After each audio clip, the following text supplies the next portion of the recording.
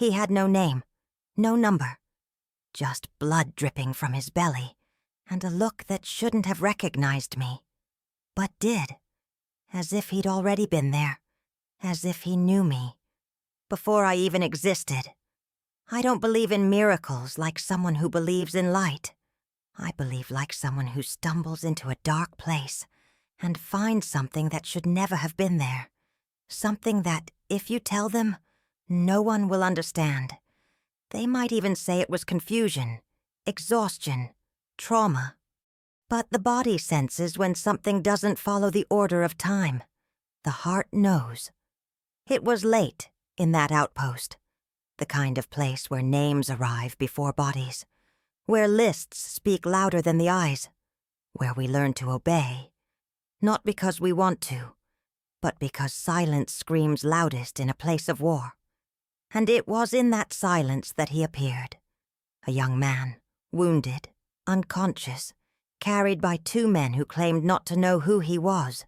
No identification, no papers, no past. But when I laid him on the stretcher, something inside me froze, as if an antique mirror had cracked right in the middle of my chest. It wasn't fear. It wasn't pity. It was a kind of fright that made no sound, because what lay before me, I swear, seemed to carry something of mine. Not from the present, nor from the past, but from a future I never imagined I'd live. His hand was identical to my grandson's, the same mark on his eyebrow, his breathing, identical to when I cradled my little boy in my arms years after the war. But there, he was still nobody, and I didn't yet know that, in some inexplicable way, that wounded man, that one missing from everything, was my grandson, many years before he was born. My name is Alma Josephine Harper. Today I live in a small white house with a porch yellowed by time in rural South Carolina. The windows are always open, even in winter, because air needs to circulate to keep my memory from molding. I'm 91 years old, with thinning hair tied in a low bun, and a cup that's been with me since the last evacuation from the unit. The bottom is chipped, like me, but it still holds the heat for a while. I read little now. My eyes are tired, but I listen a lot. The sound of the wind in the trees, the footsteps of neighbors who barely speak, and sometimes when everything falls silent, I think I hear his breathing again, like that night, as if he were still here, or coming, again. Because time, my dear, time is not a line. It's a dark room with many doors, and sometimes one of them opens, even if we've sworn to keep it locked. Sit here with me. Listen to me with your heart, even if your mind doesn't understand, because there's a story that was never recorded, but never left me. And if you feel that some memories only live when they're told, then subscribe to the channel. This is a safe place for everything we never thought possible, but still pulsates. There was a stretcher in the corner of the ward that no one wanted to use, not out of superstition, but out of memory. Its left leg was shorter than the other. It creaked when it hit the plywood wall, and its thin mattress held the smell of something that never completely dried. It was my emergency stretcher, the one where we placed the cases without paperwork, without numbers, without warning, the ones without breath, the ones without time. That night, and I don't need to force my memory because it comes alone, alive and raw. It was raining lightly, the rain that looks like dust in the dark, but soaks the entire soul. The wounded were arriving in disorganized groups, some covered in stained sheets that didn't match the time or the season. I was just finishing cleaning the remains of a makeshift catheter when I heard hurried footsteps and voices that didn't know how to call my name. "Nurse! Here! Please! He's not right." I looked. Two mud-stained soldiers, one younger, the other more crooked, held a young man in their arms. He was dripping, He didn't walk. He didn't moan. His skin was pale, and there was a deep cut on the side of his abdomen. The first thing I saw was the absence of identity, of insignia, of explanation. The second was his hand, open, drooping, the fingers slightly crooked. But there was something in that gesture, in the position of the bones. It was as if I had held that hand before. In another time, in another world. I placed him on the forgotten stretcher. It creaked as always. The creak echoed down my spine, sending shivers down my spine, as if something had been warned, without words. I tried to rationalize. It was just another body, another name that might never be spoken aloud. But my hands hesitated. I didn't hesitate. Not with amputation, not with a tourniquet. But there, in that fold of time and blood, something told me to slow down, to look closer, to listen to what wasn't being said. I began the first procedures. Low blood pressure, exposed wound. I had to improvise a suture with the spare thread, the one I always kept in the little bag, with the blue cross embroidered by my mother before I left. As I stitched, his face turned slightly toward me, and even unconscious. He had that expression babies have when they recognize the scent of their own crib. A strange peace, a return without a road. The other nurses asked if he was on the list. I said no, but my voice was low, as if I were lying when I answered, because in some way I can't explain. He'd always been on my list. I just hadn't known it until that moment. The next morning, when I returned from the triage ward, the stretcher was empty. But the mattress still held his warmth, and a drop of blood, small, dried, had formed something resembling a period. But it wasn't the end. It was just the beginning of something that time took decades to whisper. On the next shift, I came back as earlier than I should have. He said I couldn't sleep, but that was a lie. I just needed to see him again, or confirm that he never even existed. Because sometimes, in that war, we saw things no one else saw. People who passed like the wind, leaving dust. But no one remembered the direction. Except he didn't go that way. Because on the stretcher, folded as if it had been left there on purpose, was a handkerchief. A man's handkerchief, thick cotton, with the initials A.H. embroidered in faded blue. I shivered. Not because of the letters, but because I recognized the embroidery. It was the same style my daughter had learned from her grandmother when she was a girl. She said she wanted to embroider her children's names on it, if she ever had any. But she never embroidered, not on my side. And yet that stitch, it was part of my lineage. The way the A slanted, the way the H seemed drawn at the corner. It was ours. In some way time hadn't yet allowed me to grasp. I tucked the handkerchief into my apron pocket. I didn't tell anyone. Not that it was a secret, but I didn't know what to call it. It was just an object forgotten by someone who shouldn't have been there in the first place. And perhaps, for that reason, it was more mine than anything else. I spent the rest of the shift with my hand in my pocket, touching the fabric, trying to remember if I'd seen it before. I hadn't, but I felt it. The base captain came to ask me if we'd identified the boy. I said no. He frowned, jotted something down, and left. No more questions. There, wounded and nameless, he was one among many. But for me, it was already different. Because when we touch a body with tenderness and feel time bend, there's no going back. We become guardians of something that wasn't even born. And that wasn't just a survivor. It was a future memory dressed in blood. I went after the soldiers who brought him. They said they found him lying near an abandoned truck. No identification. Just a chain around his neck with a plain pendant. I asked to see it. The older one said he'd lost it. The younger one looked away. One of them murmured, "He was saying strange things, like he'd dreamed about us before." That night I sat alone in the empty dining room.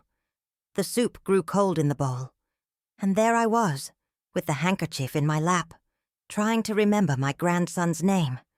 But he didn't exist yet. And yet, a part of me whispered, "Alma, you already know this boy." The next day, his medical records disappeared from the clipboard. No order, no warning. Just a blank space, as if he'd never been admitted, as if it were an oversight in history. But the handkerchief was with me.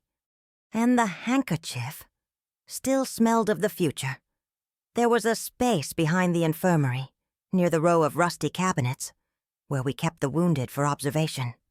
It wasn't exactly a room nor a wing. It was just a makeshift corner where time seemed to slow down. Perhaps because it wasn't on the base map. Perhaps because no one looked there much. And that's where they put him after his initial stabilization. They said it was for the best, since he still didn't have a name and his file was still missing. I went there in the middle of the afternoon. I pretended I needed to organize supplies. But really, I just wanted to see him, to understand why my skin tingled every time he breathed. And when I arrived, he was asleep. But it wasn't the sleep of an exhausted soldier. It was a clear sleep, like that of a newborn, with parted lips, a slightly furrowed brow, and hands spread out on their chest, as if asking for something, without knowing what. I stood in the doorway, silent. And in that moment, I didn't see a stranger. I saw my grandson. Not the grandson now, but the baby I'd rocked 23 years after the war. The position was identical, even the way he wiggled his feet beneath the blanket. It was the same. I felt my legs weaken. I leaned against the wall to keep from falling. I took a deep breath. I tried to convince myself it was a coincidence, that a tired brain plays tricks, especially in the middle of war. But as I approached, slowly, like someone trying not to wake up a miracle, I saw something that dismantled me inside. He murmured, softly, words that seemed to float from a dream, and among them, one that froze me. Alma, my name. Not the nurse's name, but the name only my family uses with that tone. As if calling back, as if recognizing. I swallowed hard. I touched his forehead with my fingertips. It was warm, sweaty, but the touch was like a spark. His eyes opened for a second, and in that second, I saw the same golden irises with dark specks that my grandson still has today.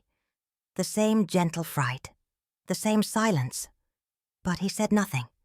He closed his eyes again, and the moment passed, like a breeze through dry leaves, as if it had never happened. I walked back to the pavilion with unsteady steps, as if my shadow were walking faster than me.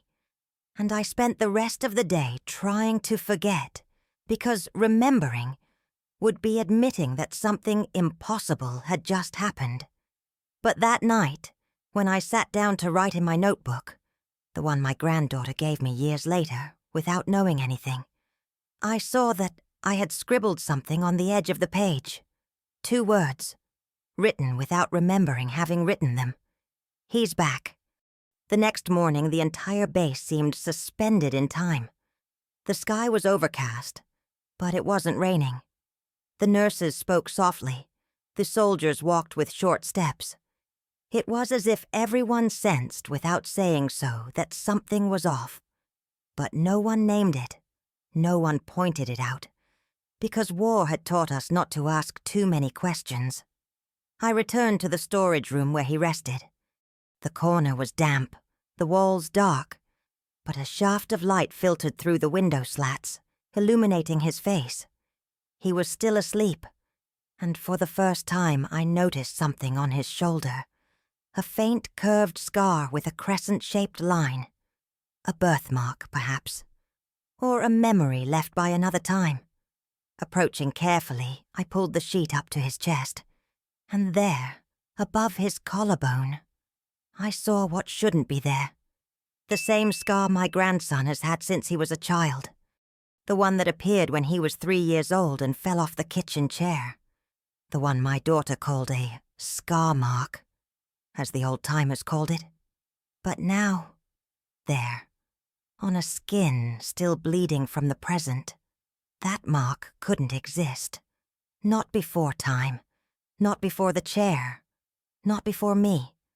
I stood still, my hand suspended, the air trapped in my lungs. I tried to touch the scar, but my finger trembled, because something inside me told me that if I touched it, everything would be confirmed. And I didn't know if I was ready to confirm the impossible. I took 2 steps back. The stretcher creaked. He opened his eyes, and for the first time he looked at me with a calmness that didn't match the pain. As if he knew who I was. As if he'd been there before. Not in that place, but in that moment. And in a low, hoarse voice, he simply said, "You found me." That wasn't a wounded man's statement. It was a confession, a reunion. But between whom? And when? Before I could respond, one of the other nurses came in. She said they needed me in the transferred prisoner quarters. I pretended not to hear, but she insisted, and I had to go. But I left the folded handkerchief beside him, as proof that I believed what I felt, even if I couldn't explain it. That day, the smell of the infirmary changed. Like when a storm passes but still leaves your clothes damp. A mixture of truth and doubt, of time stuck to your skin. And I, for the first time since I entered that war, no longer knew which side I was on. In war, we learn that what isn't written can be more dangerous than what is, because what isn't signed isn't questioned. And that night, what came to me wasn't a piece of paper, but a look. One of those looks that comes with a period. He was the medical commander of B Ward. He never spoke loudly, never made his thoughts clear. But that day he took me aside. He didn't explain much. He just said, "The boy you've been hiding back there, get him out of the ward by tomorrow. There's going to be an inspection. He doesn't exist." And he left, just like that. No name, no reason, no date. I could have asked. I could have pretended not to understand. But deep down, I already knew. He wasn't in the records. He had no tag, no identification. Just that warm body, breathing as if he were real, but already registered as missing. I walked back to him in silence. He was awake, sitting on the edge of the gurney, the sheet draped over his shoulders. His eyes seemed less feverish, calmer, as if he knew his time there was coming to an end. And before I could say anything, he looked at me and said, "I don't want you to get hurt because of me." It wasn't the voice of a stranger. It was the voice I heard years later when my grandson fell off his bike for the first time and apologized for crying too much. The same intonation, the same look, guilty and sweet at the same time. And that's when I realized he didn't want to be saved, at least not in the way I imagined. He knew something. Not like someone who guesses, but like someone who's seen it all before. The path, the door, the end. And maybe that's why. He smiled, a small resigned smile, as if to say to me, "You've already done what you needed to do." But I didn't accept it, because accepting it was admitting that he didn't belong in that time, that my presence there wasn't to heal, but to remember. And I didn't want to remember. I wanted to stop it, to reverse it. I grabbed my coat. I ripped off my badge. I covered his face with my scarf. And I did what I never thought I would. I took him to the old food pantry, which had been closed months earlier due to contamination. No one would look there. No one dared go in. I prepared a corner with blankets, gave him water, and left pills hidden inside a tea can. I didn't say anything. He didn't either. But when it was time to leave, I held his hand, and for the first time, he called me Grandma. The word cut through time like a hot knife through a candle. But I didn't cry. I just left. I closed the door. I locked it. And I left the key somewhere no one would ever think to look. Or almost no one. The next morning I drank coffee as if the world was still the same. I pretended it didn't hurt, that the handkerchief was still in my pocket, that my hand didn't remember the warmth of his. But our bodies don't lie. And silence, oh silence, when shared, it's comforting. But when it's just ours, it weighs. I spent the shift caring for burns. I repeated routine procedures, bandaged ankles, cleaned cuts, and administered IV fluids. But everything seemed silent. Even the screams of the injured sounded distant, as if someone had turned down the volume of the world just to force me to listen to what was inside me. Between appointments, I'd go to the medical bay kitchen. There, at the bottom of the third drawer, hidden among torn dish towels, was the key. The one I'd put there myself. The one that unlocked the food storage room where I'd now been living for a time that shouldn't have happened. Every time I touched the drawer, I felt a wave of heat rise in my stomach. It wasn't fear. It was something deeper. A kind of longing that hadn't yet had a reason to exist. That night I brought him dry bread and a canteen of tea. I knocked twice, as we'd agreed. When I entered, he was awake, sitting on the floor, reading the label on a can as if it were a book of poetry. He smiled when he saw me. That smile. My God, that smile.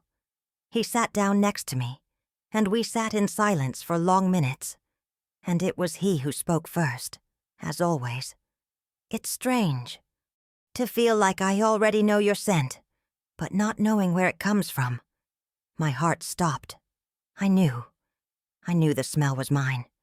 Not from now, but from my kitchen. From the perfume my daughter wore when she was pregnant.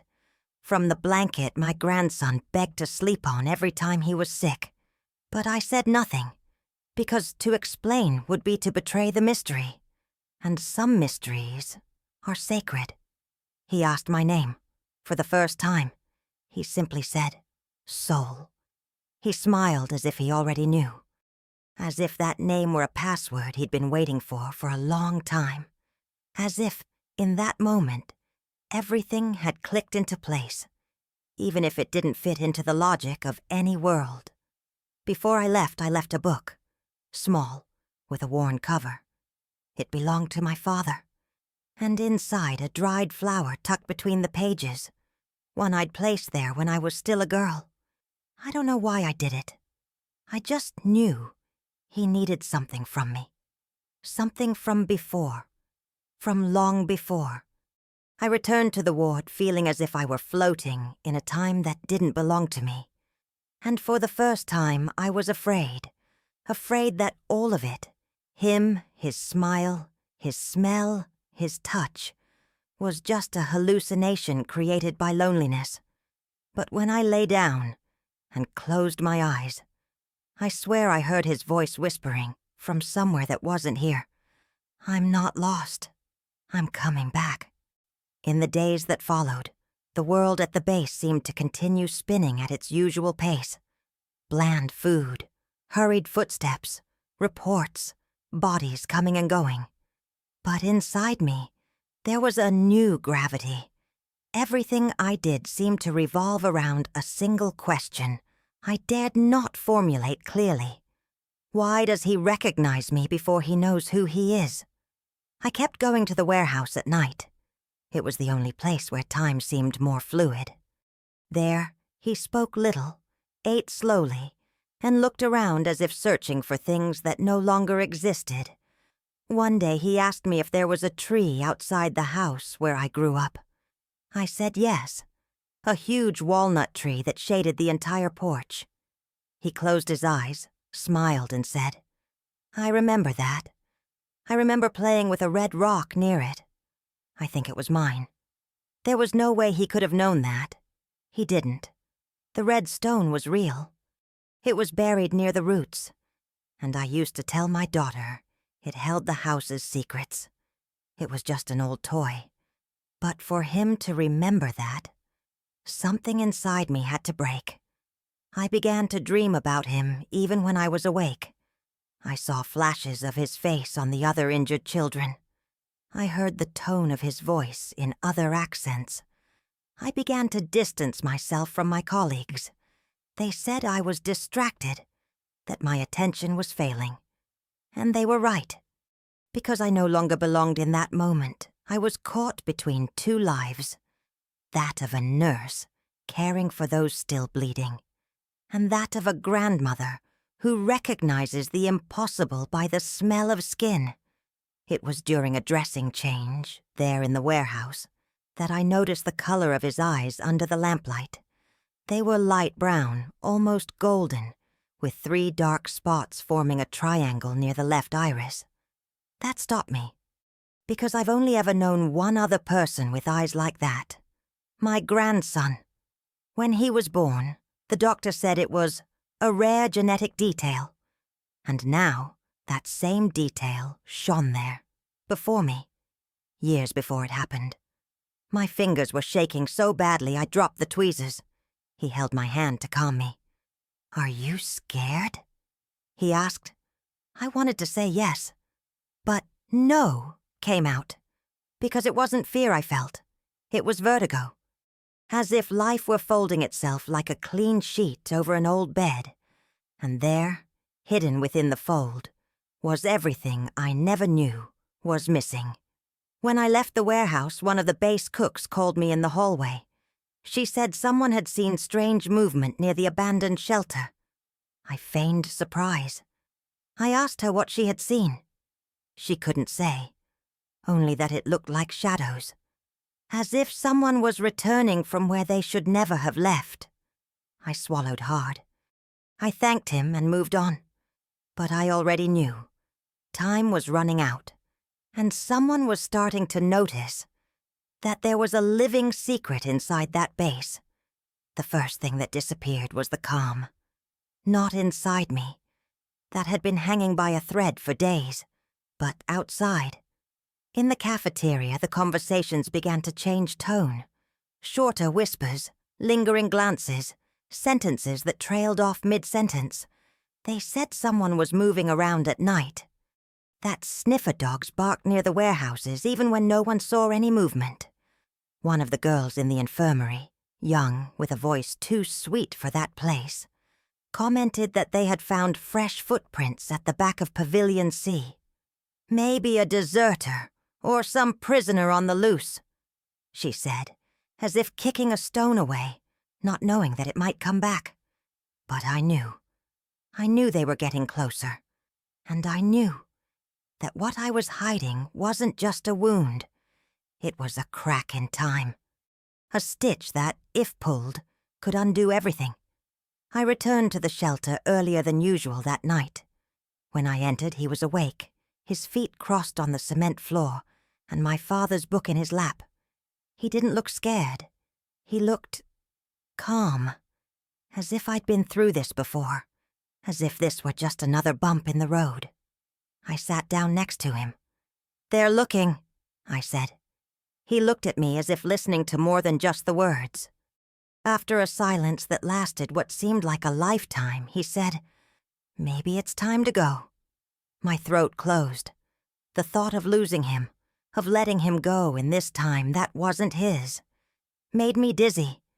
And at the same time, there was something in the way he said it that gave me peace, as if he knew where to go, as if he were returning to something that once was, or that would yet be. Before I could say anything, he reached into his coat pocket and pulled out a small chain. "Did you lose this?" It was my locket, a small brass locket with a picture of my baby daughter, an object I swore I'd lost years after the war, in a house fire. I stared at him, unable to answer. "It was in the corner of the shelter, between some boards," he explained. But that didn't make sense. How could that reliquary have been there before it was lost? How did he know it was mine? I picked up the reliquary with trembling fingers. It was warm, as if it had been returned to me by someone who knew me better than I knew myself. On the way back to the wing, my body weighed more than my steps. I passed the guard sergeant, who gave me a look I couldn't decipher. As I crossed the courtyard, I saw 2 civilian men in dark suits talking to the base commander. They gestured toward the north sector. One carried a black briefcase. The other wore gloves. It was at that moment that I understood. They weren't looking for a man. They were looking for a flaw, and I was the only point of connection. That night, the wind blew differently. It wasn't the dry, dusty wind from the base, nor the salty wind from the coastal regions. It was a damp, dense wind, carrying the scent of iron and forgotten prayer. I knew before I even got close that something had changed. I went to the drawer, as always. I grabbed the key, wrapped the scarf around my wrist like a poorly tied promise, and walked silently to the supply shed. The lights in the base were dimmer, as if even the electricity was flickering. The floor was too noisy. My footsteps, though light, seemed to echo inside my skin. When I reached the door, I felt a chill run up my legs to the back of my neck. The kind of chill you only feel when you realize your soul is calling your body back, and your body doesn't want to go back. I put the key in the lock, turned it. Nothing. I turned again. I pushed. Nothing. The door, which had always creaked easily, now seemed glued shut. I knocked twice, as we'd agreed. I waited. Nothing. I knocked harder. I heard a faint noise, a sort of rustling, like paper being dragged. I forced the doorknob. I pushed with my shoulder. The wood groaned but didn't give way. And that's when I realized he'd locked it from the inside for the first time. I crouched down to the crack, peering into the shadows. Inside, it was pitch black. But on the cement floor near the door, I saw something small, a dried flower. The same one I'd left inside the book. Now, there, outside the book, like a message. I tried to call out, but my voice didn't come out, because something told me I wasn't supposed to go in that night. I walked back slowly. The handkerchief slipped from my wrist on the way. I dropped it without picking it up, and as I turned the corner, I nearly tripped over a soldier who was hurrying along. We didn't look at each other, but as he passed me, I caught a familiar scent, a scent only my grandson had worn as a teenager, a scent of lavender and dust. I stopped in the middle of the passage. I closed my eyes. I took a deep breath. He was inside, but not like before. And maybe it wasn't time anymore. It took me 2 days to get back there. And when I did, I took nothing. No bread, no tea, no books. I just took my empty hands and the fear of finding nothing left, or of finding everything back in its place, as if nothing had happened. The key went in easily. The latch turned with a sharp click. The door swung open. He wasn't there. The blanket folded in the corner. The water bottle still leaning against the wall. The dried flower on the tea tin. But him? No. No trace, no note, no breath. I entered slowly, as if invading someone else's dream. I sat on the same floor where we had so often remained silent. I ran my hand over the cold cement, seeking a warmth that would not come. My father's book was gone, and the handkerchief. The folded handkerchief lay on a loose board, as if it had been placed there with the precision of a ritual. I picked up the handkerchief. It still smelled. The same smell as the first time I'd held it, as if time hadn't passed. And there, with that piece of cloth between my fingers, I understood that it hadn't simply disappeared. He had come back. Returning isn't leaving. It's passing through where you've already been, It's completing a circle, and his gaze, his voice, the mark on his shoulder, the whispered name. Everything pointed to this. He wasn't a stranger. He was an echo. I stood there for hours. Maybe 1, maybe 100.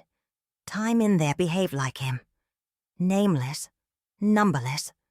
That night, when I went to bed, I found my father's book on my bed. I opened it, unsure of what to expect, and between the pages, a torn-out page with something handwritten in a script that wasn't my own, but which I'd seen before, years later, on the notes my grandson left stuck to the refrigerator. It was written, "Sometimes you have to get lost in time to find your way back." I closed the book. I lowered my head, and for the first time in many years, I cried. But it wasn't a cry of pain. It was a cry of recognition, like someone who finds, within themselves, a memory they haven't yet experienced, but already knew how to wait. The shelter was closed a few days later.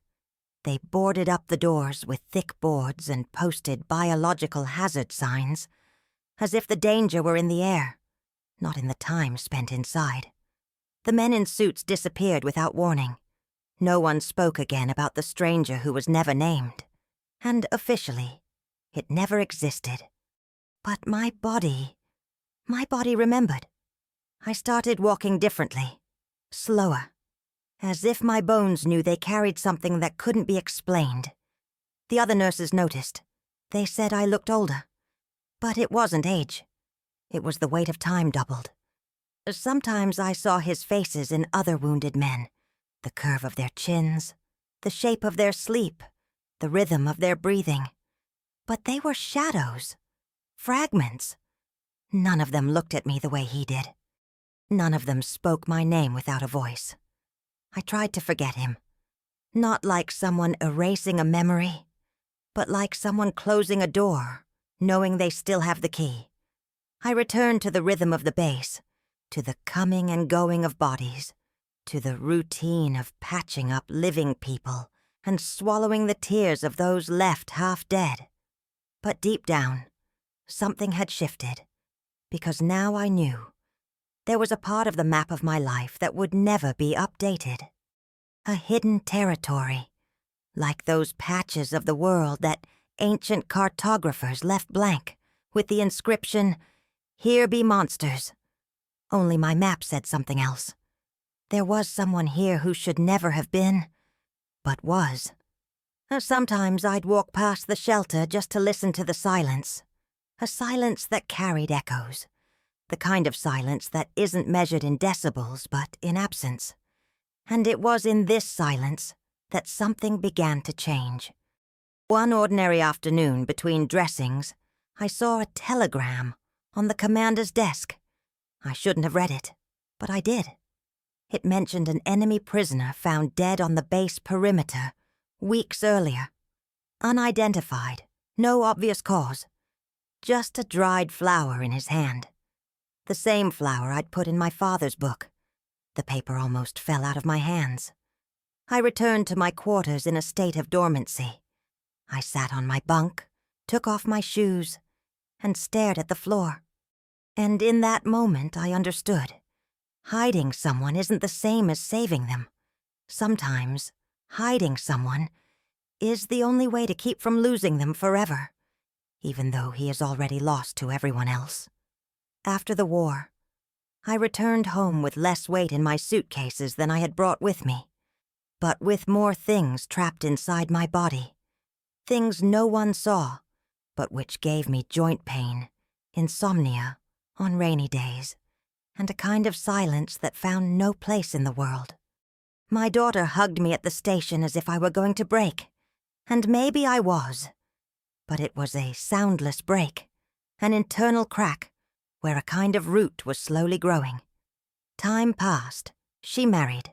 She had a son. And when my grandson was born, I knew. Not because someone told me. Not because I recognized the shape of his eyes. But because, when I held that baby in my arms for the first time, he took a deep breath, pressed his hand against my chest and sighed with the same sound I heard that night in the base shelter. It was him. And it wasn't. It was what remained. What came back. What never left. No one would believe it. Maybe I shouldn't have believed it either. But it wasn't a matter of faith.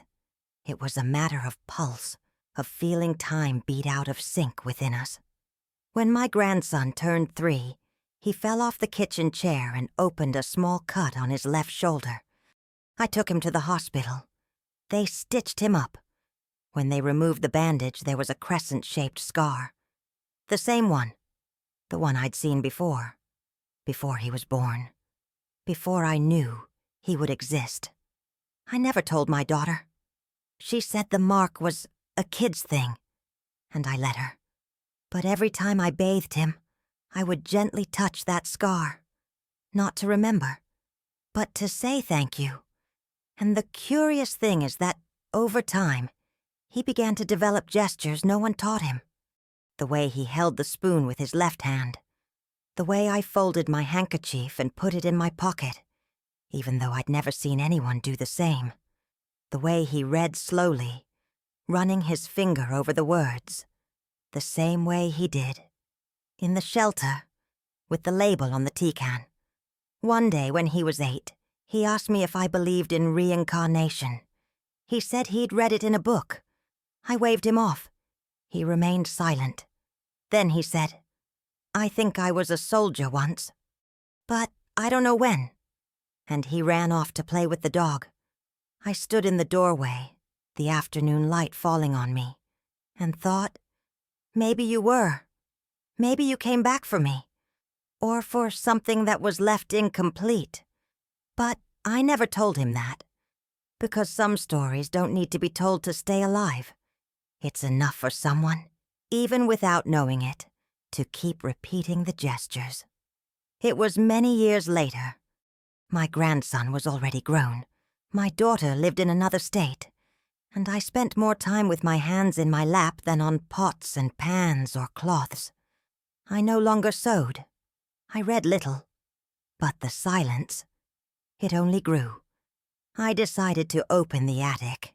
It was one of those mornings when the world seems suspended between rain and sun. I grabbed the ladder and climbed slowly, my knee complaining with each step.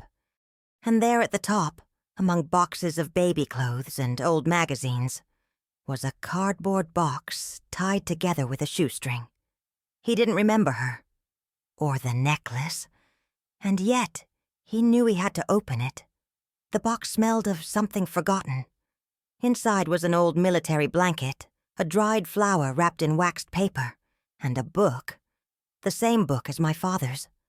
But what made me hold my breath was what lay between the pages, a folded sheet, the same brown paper we used to cover our plates. I opened it carefully, and there, in the center, in handwriting I'd only seen once before, on the note that had appeared on the bed decades ago, was written, "If you ever find this box," then I made it back. My hand trembled. The air in the attic grew thicker, as if someone or something was there with me, not in threat, but in presence. I closed my eyes, and suddenly I heard, not with my ears, but with that part of me that only hears when everything else is silent, a breath, light, familiar. A whisper that spoke no words but said everything. I walked down the stairs slowly. I held the book to my chest, and I noticed that the flower inside still had color, even after so many years, as if time, for some things, simply didn't pass. Since then, I've kept that box near my chair. No one touches it. No one asks. But every now and then, when my grandson visits and sits near it, he says he feels a different peace. And he smiles. I just smile back. Because sometimes what comes back to us doesn't come to be understood. It comes to be felt. It was late in the fall that I received the letter. It came from a veterans association, inviting me to a symbolic ceremony honoring the war nurses. Nothing official, Nothing grand. Just a quiet gathering in a village near the old base, where today only ruins and tall grass remain. I kept the letter for weeks before responding, not because I hesitated, but because part of me already knew that if I returned, I wouldn't return alone. I would return with everything that had never left me. I caught the train in the simplest clothes I had: a navy blue dress, flat shoes, a white scarf around my neck. The same scarf, that one. The one he folded between his hands as if holding a piece of time. The journey was silent. A woman beside me slept with her head leaning against the window. A boy read a war book, the kind filled with dates and victories.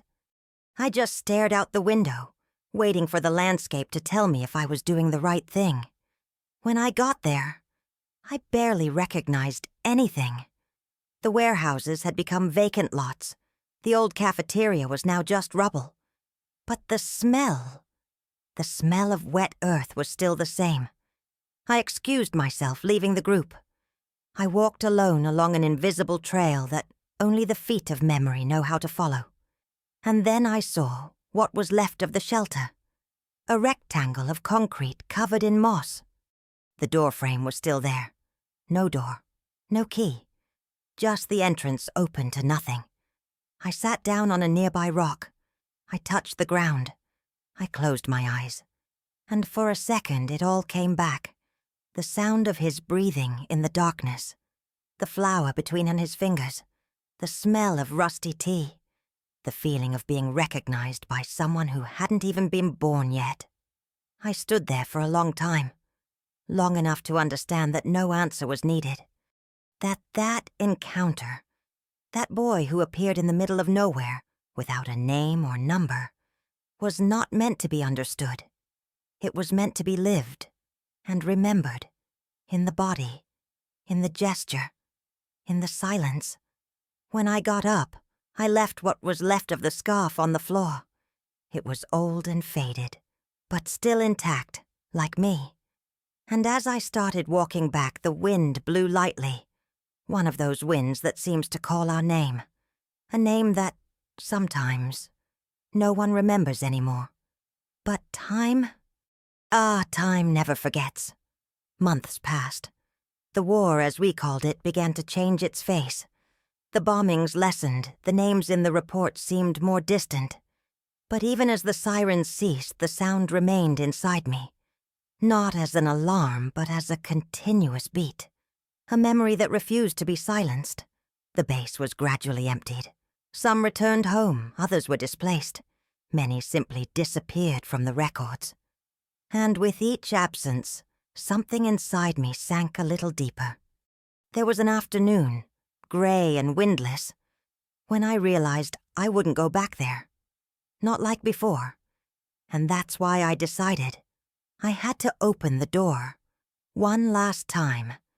Not because I expected to find something, but because I could no longer go on without seeing what was left, without looking at the place where I lost myself, where I remained silent, where I did what no one should have done. I grabbed the key from the bottom of the infirmary drawer. It was still there. Cold, dull, smelling of iron and dust. I walked slowly to the shelter. The gate was half open, rusted from the rain. I pushed it open carefully. The interior was as we'd left it, empty, quiet, with marks on the ground that no longer revealed their origins. But there was something new, or maybe too old to ignore. In the corner of the room, wedged between two loose boards, a crumpled piece of paper lay. I recognized the fold, the feel, the edges chewed by time. It was a piece of a page torn from my father's book. I opened it with both hands, and there, written in pencil, as if time had only allowed it, was a sentence. If remembering is going to hurt, then remembering is living twice. I closed my eyes. I took a deep breath. I leaned my forehead against the damp wall, and I understood. He didn't need to be there anymore. He never had, because everything that was his was already in me. And maybe it always had been. I closed the door with both hands.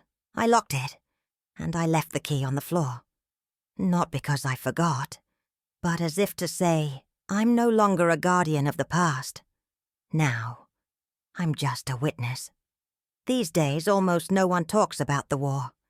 It's become a chapter in a book, a museum trail, a forgotten subject in the news. But for me, it lives on in the little things, in the creak of the kitchen door, in the way the wind blows the living room curtain, in the scar on my grandson's shoulder, which he never knew where it came from, but which, somehow, he never noticed. People like to say everything has an explanation, that you just have to dig deep, look in the right place, connect the dots. But some stories aren't meant to fit in a straight line. They're circles, spirals, echoes. And what happened to me at that base isn't something I want to understand. It's something I accept. Like someone who accepts nightfall even without seeing the sunset. I've never told this story to anyone. Not out of shame. Not out of fear. But because part of it still happens. It happens every time my grandson comes into the room, with that quiet demeanor, and asks me, out of the blue, if I've ever been to a place where time seemed to stand still. I just smile. He doesn't press. But his eyes, oh, his eyes, look like his. Those eyes that didn't know their own name, but knew mine. I'm old now. 91. Almost 92. My steps became shorter, my body lighter. But my memory, it gained weight.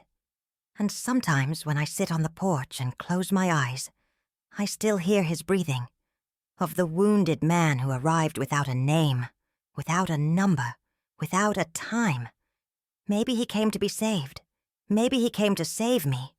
Or maybe just to remind me that love, when it's real, doesn't obey a clock, or a register, or logic. I just know he was here. He was in me. He was back. And if one day you feel a chill that has no explanation, or dream about someone you've never seen, but who looks at you as if they know every part of you, maybe, just maybe, you're touching one of those invisible threads that time sews beneath the skin of history. If this story has found any wounds in you, maybe we are healing together, even without knowing it. Comment here, or just listen. That's enough.